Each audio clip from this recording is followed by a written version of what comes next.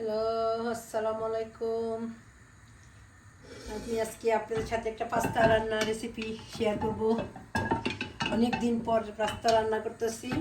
আজকে পাস্তা রান্না করতে কী কী লাগবে, আমি এখানে টোনা ফিশ দিয়ে রান্না করব। টোনা ফিশ, এখানে ডিম, এইখানে 3 প্রকার ক্যাপসিকাম, টমেটো, কাঁচামরিচ, আর এদিকে পেঁয়াজ কুচি। এই তো এই দিয়ে আজকে আমি আপনাদের সাথে শেয়ার করব। এখন আমি পেঁয়াজ দিয়ে দিব।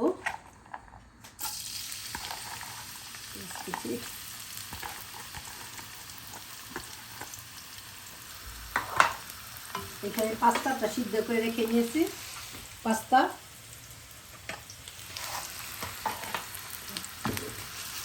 এখানে একটু চা বসাইছি, একটু চা খাবো। বিকেলবেলা চা খাই নেই। আমি 2 মিনিট পেঁয়াজটা একটু ভেজে নিব। 2 মিনিট ভেজে নিব। এই তো আজকে অনেক দিন পর একটা মানে পাস্তা রান্না করছি। কাঁচামরিচ,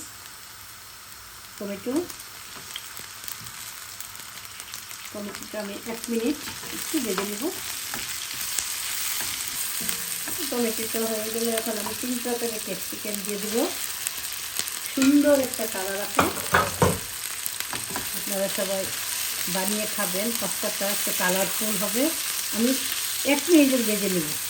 লবণ দিয়ে দিব হালকা, কারণ আমি পাস্তাটা একটু লবণ দিয়েই সিদ্ধ করেছি।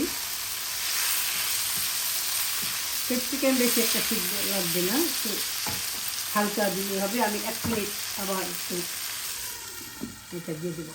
এটা কেমন হয়েছে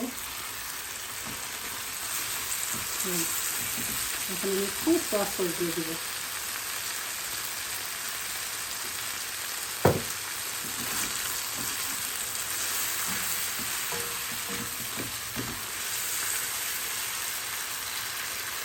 আর 1 মিনিট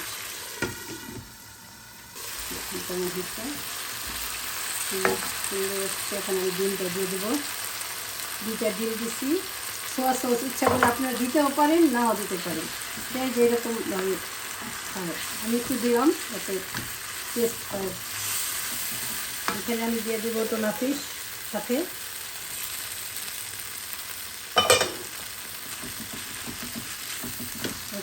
মেরে সব পাতলা দিয়ে দেবো।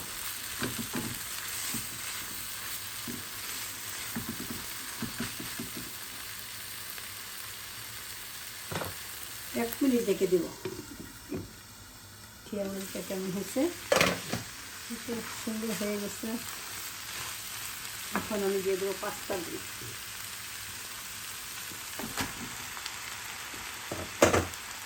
এদিকে আমার চাটাও হয়ে গেছে। খুব সুন্দর একটা কালার আসতেছে।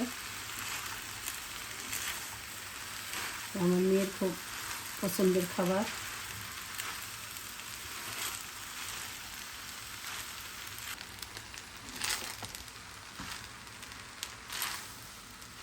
সুন্দর হচ্ছে একটা কালার হয়ে গেছে। আমার আর 2 মিনিট হবে।